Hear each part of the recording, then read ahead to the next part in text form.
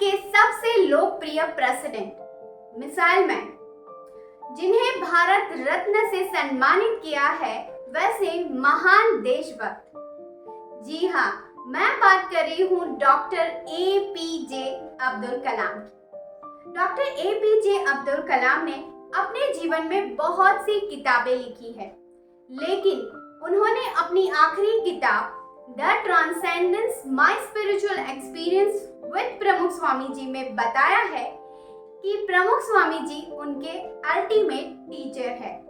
Doctor APJ Abdul Kalam ने doctor Vikram Sarabhai, Satish Dhawan, doctor ब्रह्म प्रकाश के पास से भी बहुत कुछ सीखा है, लेकिन उन्होंने प्रमुख स्वामी जी को अपना अल्टीमेट गुरु माना है। वे बोलते थे कि प्रमुख स्वामी is a radiating divinity. As per him, the great lesson he learned from Pramukh Swami Ji was remove I and me. आइए जानते हैं प्रमुख स्वामी नगर की विशेषता। 600 एकड़ में बना है ये पूरा प्रमुख स्वामी नगर। प्रमुख स्वामी नगर में 7 कला मंडित सांस्कृतिक प्रवेश द्वार बनाए गए हैं। उसमें से मुख्य प्रवेश द्वार 280 फीट लंबा और 51 फीट ऊंचा है। प्रमुख स्वामी नगर में एंटर होते ही 15 फीट ऊंची पीठिका पर 30 फुट ऊंची प्रमुख स्वामी महाराज की प्रतिमा के दर्शन होंगे। इसके आसपास प्रमुख स्वामी के 24 घंटे की दिनचर्या और उनकी जीवन गाथा प्रदर्शित की गई है, जिनमें से लोग पवित्र प्रेरणा प्राप्त करेंगे।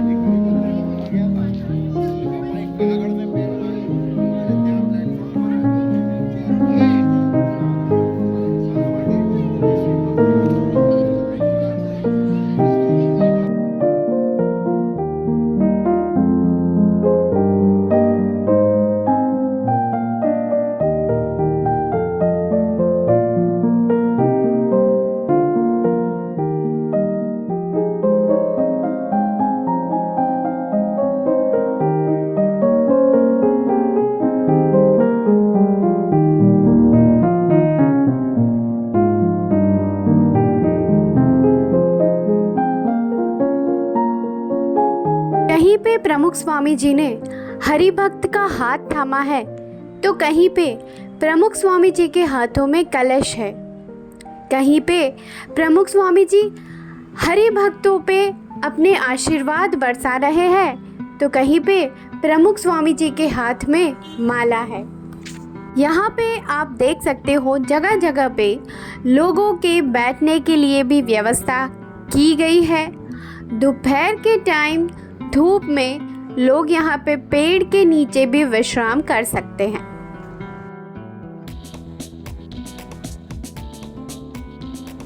प्रमुख स्वामी जी की प्रतिमा और अक्षरधाम की रेप्लिका के बीच ग्लो गार्डन यानी कि प्रमुख ज्योति उद्यान बनाया गया है। मेरे प्रीवियस वीडियो में मैंने ग्लो गार्डन का पार्ट 1 शेयर किया है। For watching that video, you can click on I button। बात करते हैं ग्लो गार्डन की।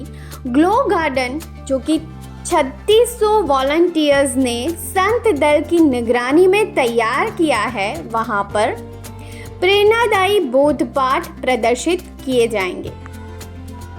ग्लो गार्डन में वॉलंटियर्स ने बनाए हुए 8000 से भी ज़्यादा विशाल कद के फ्लावर्स है, जो अंदर से प्रकाशित होते हैं। जैसे पुष्प अपनी सुगंध से महकता है, वैसे व्यक्ति अपने चारित्र से महकता है। The value of morality which says कि व्यक्ति अपनी सज्जनता से महकता है, चमकता है।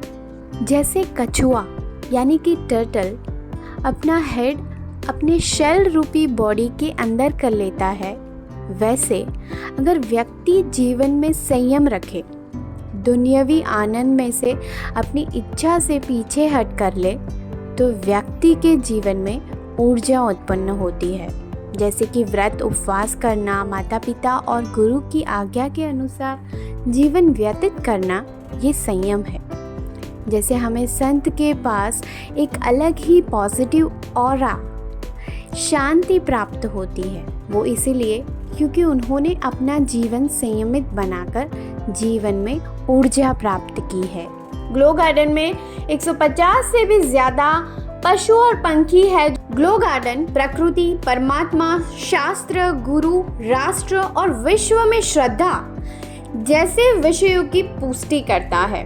द वैल्यू ऑफ वर्शिप यानी कि भक्ति, जैसे सनफ्लावर यानी कि सूर्यमुखी का फूल सूर्य जिस दिशा में जाता है उसी तरफ अपना मुख रखता है, वैसे ही एक सच्चा शिष्य अपने गुरु की आज्ञा के अनुसार जीवन व्यतीत करता है। गुरु अगर कहे दिन तो दिन और रात तो रात। यहाँ पे सूर्यमुखी के फ्लावर्स यानी कि सनफ्लावर्स जो है वो BAPS के हरिभक्त और संतगण है, और जो सन है यानी कि सूरज है वो प्रमुख स्वामी जी है, जिनकी आज्ञा के अनुसार BAPS के हरिभक्त और संत अपना जीवन व्यतीत करते हैं।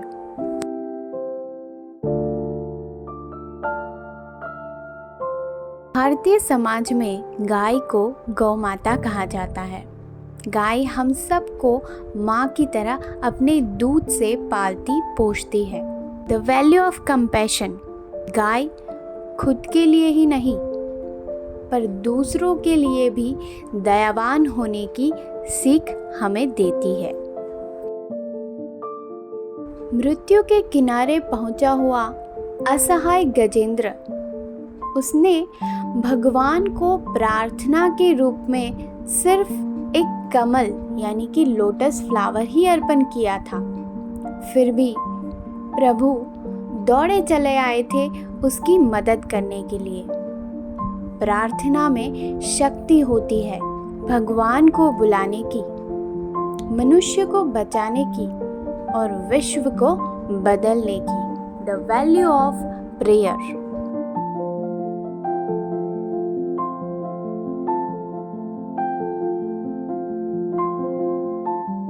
सर आइजैक न्यूटन, वे बोलते थे कि वे भगवान में मानते हैं। नास्तिकवाद तो मूर्खता है। जैसे पृथ्वी और सूर्य के बीच में एक सुयोग्य अंतर है, जिससे कि पृथ्वी को पूर्ति मात्रा में गर्मी और प्रकाश मिलते रहे। ये कोई संयोग से नहीं बना है। जो पेड़ है, पेड़ का ट्रंक है, उसको यहाँ पे ऑक्सीजन टैंक के रूप में बताया है। जैसे कि पेड़ हमें ऑक्सीजन देते हैं। संशोधनों और रिसर्च कहाँ से होते हैं? मानवीय मस्तिष्क से। और मानवीय मस्तिष्क किसने बनाया है? भगवान ने।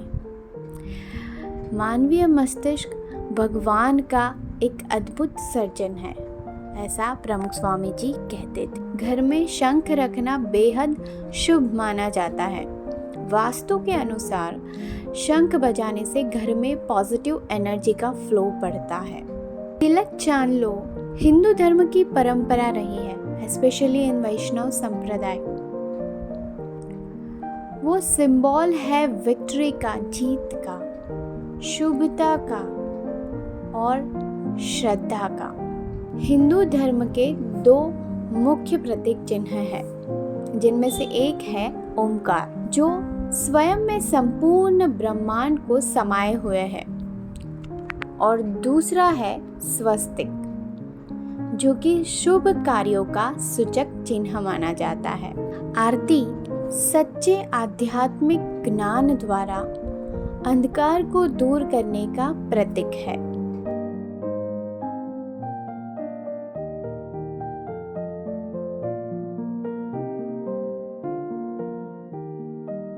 हम आ गए हैं दिल्ली अक्षरधाम में। जी हाँ, प्रमुख स्वामी नगर में ही दिल्ली अक्षरधाम की रेप्लिका भी बनाई गई हुई है।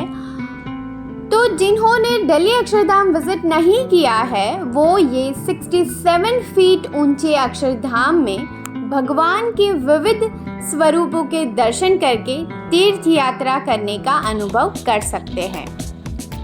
इस दिल्ली अक्षरधाम को 2007 में Guinness book of world records में स्थान दिया गया था। ये जो 1 महीने का महोत्सव है वो फेस्टिवल ऑफ इंस्पिरेशन है।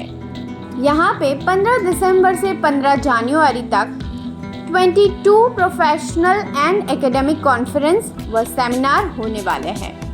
इस नगर में आप चारों तरफ फूल और पौधे देख सकते हो। यहाँ पे 200 प्रकार के 11 लाख से भी ज़्यादा पौधे लगाए गए हैं। श्री जी स्वरूप दास स्वामी जी, जिन्होंने ये नगर की रचना और डिज़ाइनिंग की है, उन्होंने बताया कि जैसे कि प्रमुख स्वामी अगर कोई महोत्सव करते तो सबसे पहले लोगों के पेयजल, वॉशरूम, पार्किंग और फूड मिल रहे, वैसी भावना उनको होती और उन चीज़ों का वे सबसे पहले ध्यान रखते। उसी को ध्यान में रखते हुए ये सारी सुविधा यहाँ पे भी उपलब्ध है। ये महोत्सव ज्ञान, धर्म और संस्कृति का महाकुंभ है। ये कुछ बाल नगरी की झलक है। नेक्स्ट वीडियो होगा Bal Nagari special, so don't miss to watch that video. उसके लिए मेरे चैनल को सब्सक्राइब करें और अगर ये वीडियो अच्छा लगे तो लाइक का बटन हिट करें। कमेंट करें कि ये वीडियो आपको कैसा लगा। मिलते हैं नेक्स्ट वीडियो में, तब तक के लिए बाय बाय। Thank you.